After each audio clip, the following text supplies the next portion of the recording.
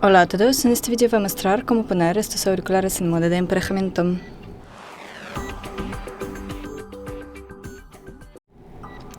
Para ello sacamos los auriculares del estuche.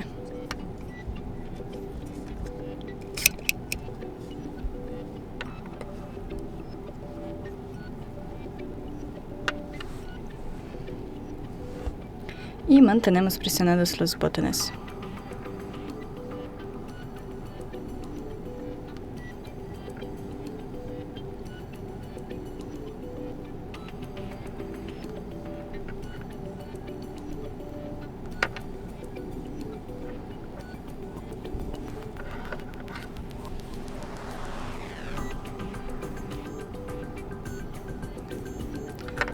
Y eso es todo. Gracias por ver, denle like y suscríbanse a nuestro canal.